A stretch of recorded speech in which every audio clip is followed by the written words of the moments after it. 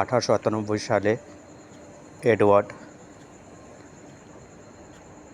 থার্নডাইক নামে একজন মনোবৈজ্ঞানিক একটি পরীক্ষা চালান, যা অভ্যাস কীভাবে গঠিত হয় এবং আমাদের আচরণকে কোন নিয়মগুলো পরিচালিত করে সে সম্পর্কে আমাদের বোঝার ভিত্তি স্থাপন করেছিল। থার্নডাইক প্রাণীদের আচরণ নিয়ে গবেষণা করতে আগ্রহী ছিলেন এবং তিনি বিড়ালদের নিয়ে কাজ শুরু করেন।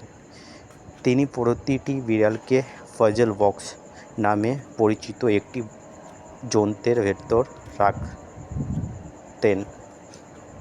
বক্সটি এমনভাবে তৈরি করা হয়েছিল যাতে বিড়ালটি কোনো সাধারণ কাজের মাধ্যমে, যেমন দড়ির ফাঁক ধরে টানা, লিভারে পা বা কোনো প্ল্যাটফর্মে পা রাখার মাধ্যমে একটি দরজা দিয়ে বেরিয়ে যেতে পারে। উদাহরণস্বরূপ, একটি বক্স এমন একটি লিভার ছিল যা চাপলে বক্সের পাশে একটি দরজা খুলে যেত।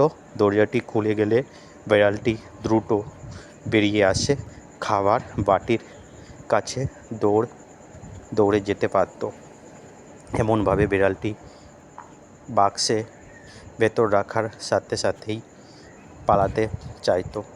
তারা কোনায় কোনায় নাক গুঁজে দিত, খোলা জায়গাটা দিয়ে থাবা ঢুকিয়ে দিত এবং আলগা জিনিসপত্রের আঁচড় মারত।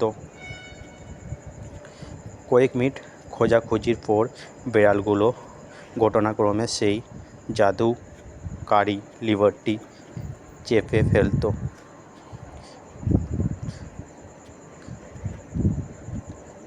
দরজাটি খুলে যেত এবং তারা পালিয়ে যেত।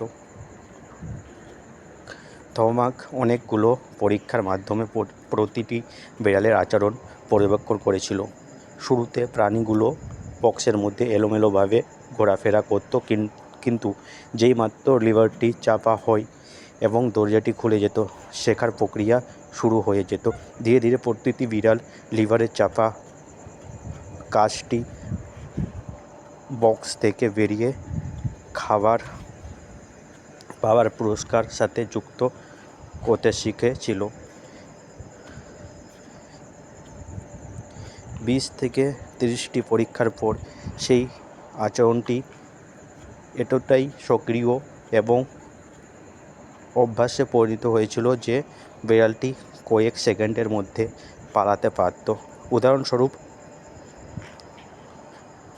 থমাস লিখেন উল্লেখ করেছেন, বিড়াল 12 কাজটি করতে নিম্নলিখিত সময়গুলো নিয়েছিলেন: 160 second, 30 second, 90 second, 60 second, 15 second, 28 second, 20 second, 30 second, 22 second, 11 second, 15 second, 20 second, 12 second, 10 second, 14 second,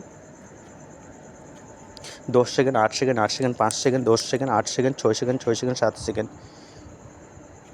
প্রথম 3টি পরীক্ষার সময় বিড়ালটি গড়ে 1.5 মিনিট পালিয়ে যেত। শেষ 3টি চেষ্টায় তিনি গড়ে 6.3 সেকেন্ডে পালিয়ে গেছিল। অনুশীলন ফলে প্রতিটি বিড়াল ভুল করে গিয়েছিল এবং তাদের কার্যকলাপ আরও দ্রুত সক্রিয় হয়ে উঠেছিল। একই ভুল বারবার না করে বিড়ালটি সরাসরি সমাধানের দিকে এগোতে শুরু করেছিল। তার পরীক্ষা থেকে শেখার প্রক্রিয়াকে এভাবে বর্ণনা করেছেন: যেসব আচরণ ফল সক্রিয়জনক হয় সেগুলো পুনরাবৃত্তি হওয়ার প্রবণতা দেখা যায়। যেসব আচরণের ফল প্রকৃতিকর হয় সেগুলো পুনরাবৃত্তি হওয়ার সম্ভাবনা কম থাকে। তাই কাজ আমাদের নিজেদের জীবনে অভ্যাস কীভাবে গঠিত হয় তা নিয়ে আলোচনার জন্য একটি উপযুক্ত সূচনা বিন্দু প্রদান করে।